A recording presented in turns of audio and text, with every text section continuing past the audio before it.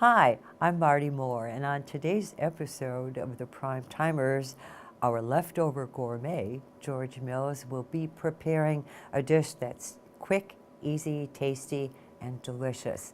Let's see what George has in store for us.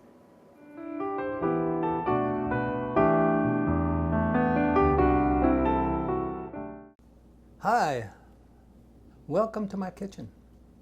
I'm George Mills, your Primetimer's leftover gourmet, and today we're going to talk about leftovers that we often find ourselves with after we've had company over, mainly rice and vegetables.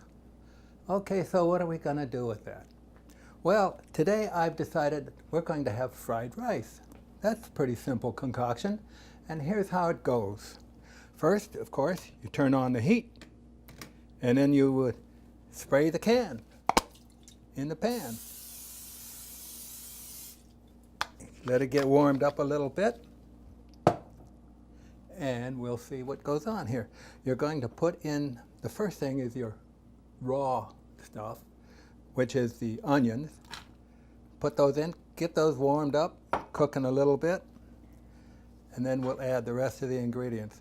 Now, the big thing that makes fried rice different from a lot of other concoctions is the egg.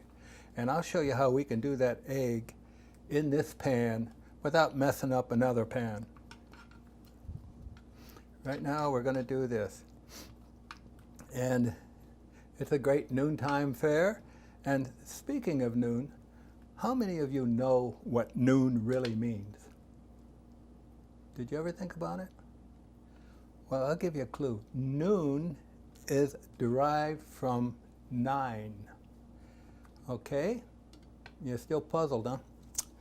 Well, in the days gone by, in the old days, people got up in the morning, they went to work, and they worked about 9 hours in the field, 8 or 9 hours.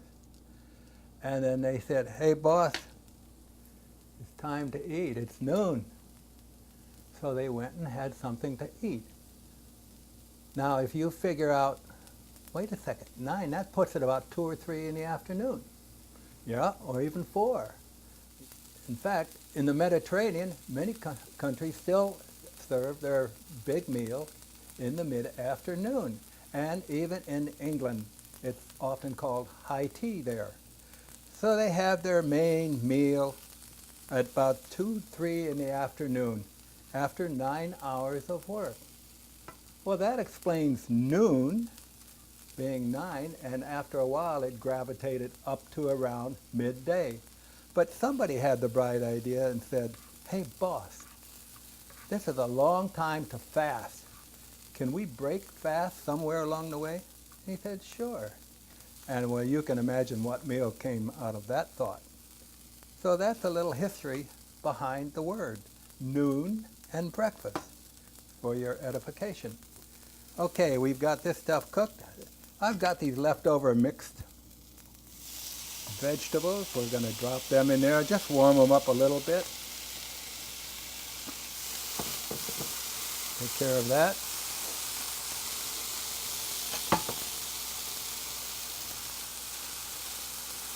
Doesn't take much. And some rice.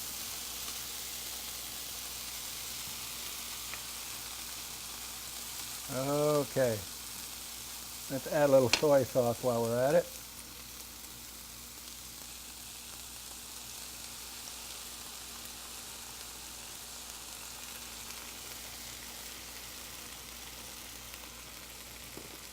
This is not an exact science, so I can't tell you how much to put in there. You kind of have to wing it. Okay. Now, we'll just let that cook a bit. Now for the egg.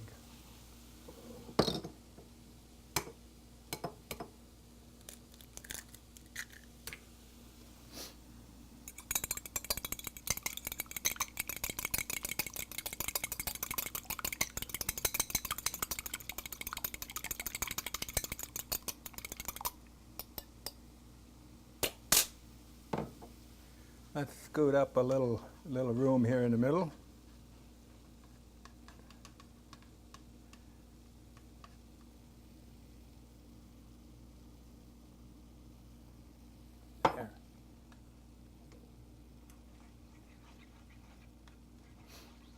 This is about it. Just scramble it up and then mix it up. And you have it. Fried rice with egg. If you have bits of meat, ham or chicken left over, chop it up and throw it in as well. It'll basically make a whole meal right here in one pan.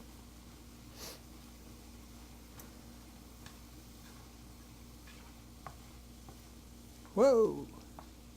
I didn't see that.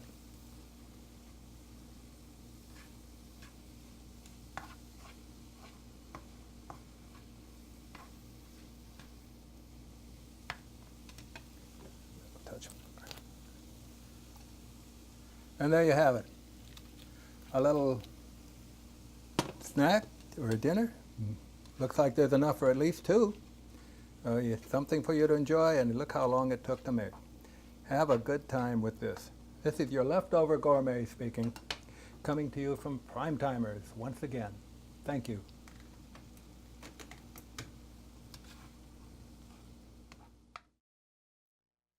Welcome to Fogel's.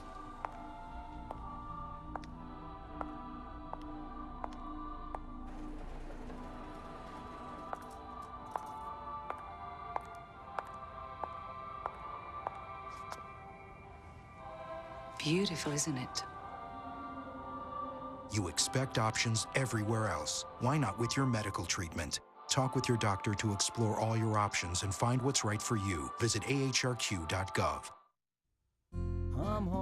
Over 1 million Americans at risk of foreclosure have been helped by making home affordable. Find out now what your options are. Home where I belong.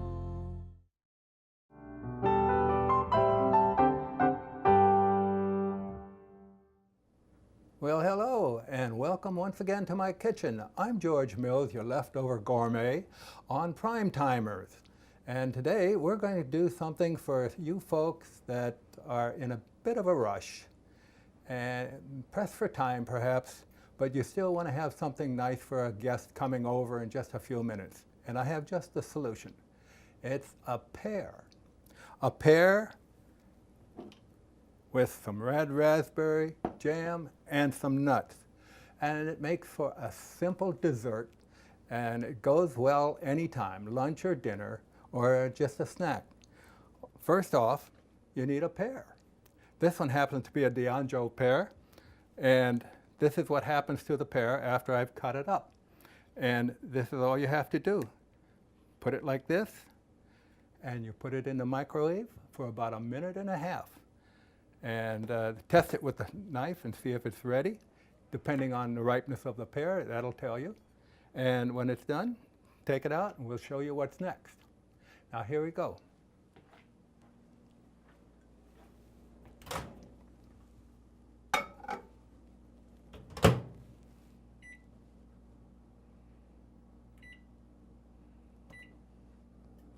Okay, let's check it out.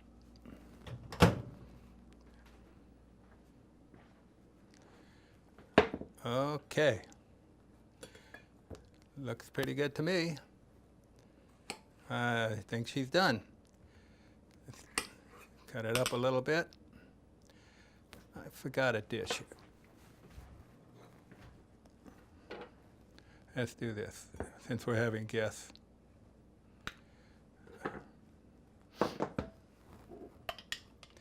Now, sometimes the jam, from being in the refrigerator, might be a little stiff.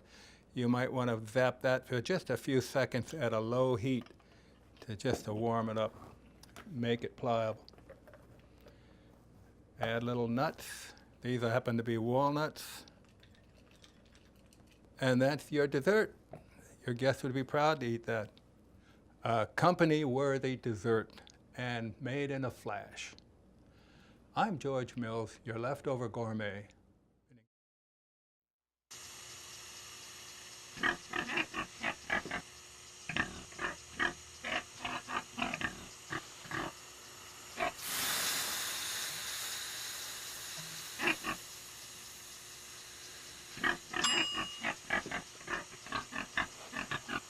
Cook foods to the right temperature using a food thermometer. 3,000 Americans will die from food poisoning this year. Keep your family safer. Check your steps at foodsafety.gov.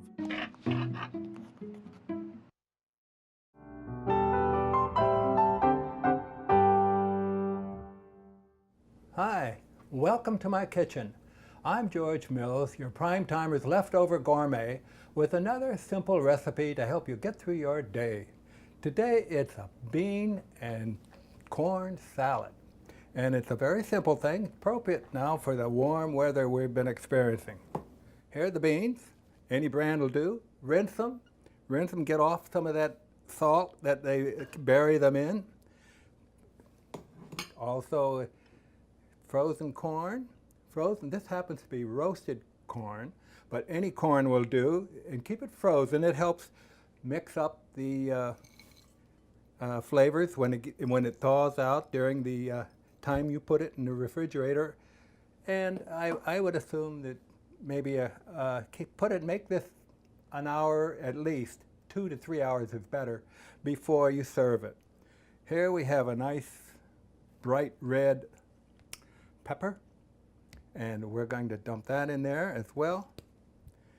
And finally, we're going to put in some purple onion. And now, these, I didn't mention amounts, but I will. This was a can of black beans. The corn, about 2 cups. And this was a whole pepper.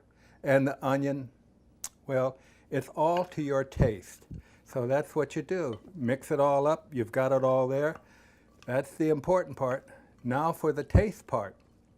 You're going to make a vinaigrette.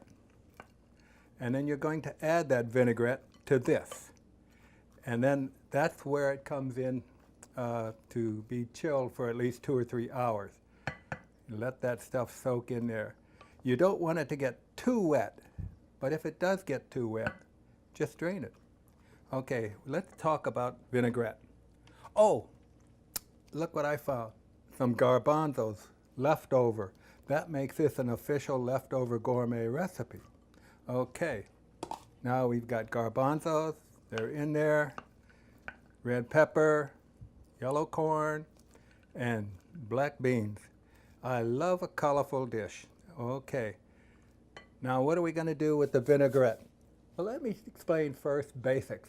Vinaigrette is basically a 3-to-1 ratio, olive oil or vegetable oil, 3 parts to 1 part vinegar or a light vinegar, whatever you like. So we're going to start with that. We're going to use, and it doesn't have to be quarts, it doesn't have to be pints, it doesn't have to be tablespoons, just units. So we're going to talk about making some vinaigrette. Here is the basics. I'm using a 1/4 cup here. Now if you have leftovers, you can always use it on a salad later on. 1.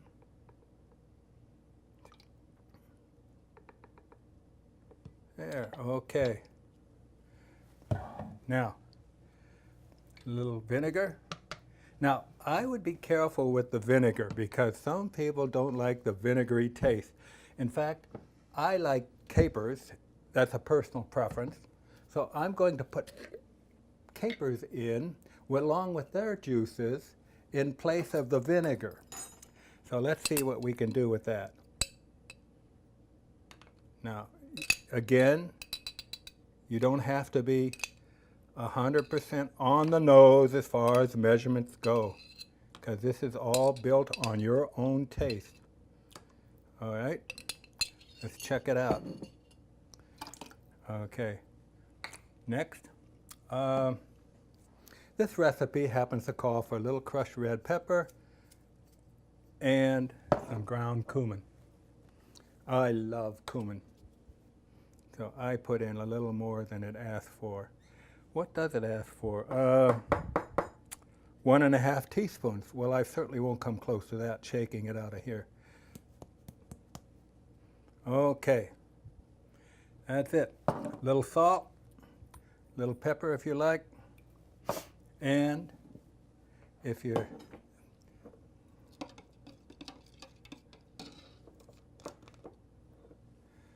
little lime juice.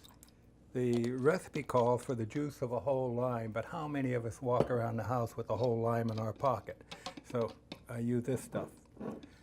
Let's see what we've got. Now,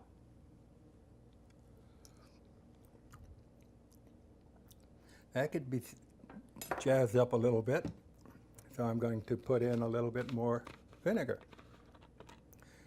It's, as you can see, it's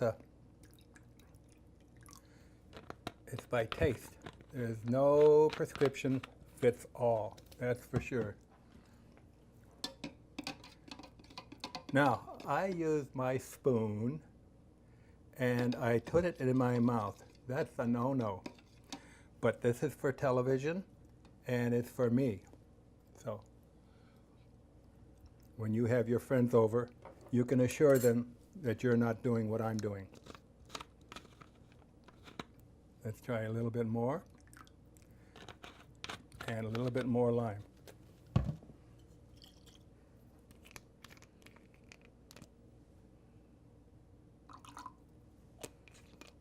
Okay, that's about it. Now, you'll notice that the capers have not been mashed up. You can use it and pour it in a magic bullet. You can take a mortar and pestle and grind them up, or shake them up in a jar. You want to get them emulsified. This is what the finished product looks like. Right here. This is that same recipe, and as I said, I'm going through the spoons here because I want to behave myself. All right, now just pour it over.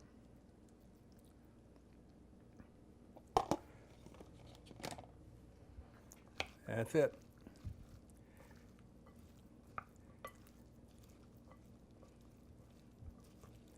That's all there is to it. You just want this wet. You don't want to get it soaked. It'll dribble down anyway. And when it does, you can either drain it off or just scoop from the top. So that's it. That's all there is for your black bean and yellow corn salad. I'm George Mills. Thank you for viewing. Hope you enjoy. Bye-bye now.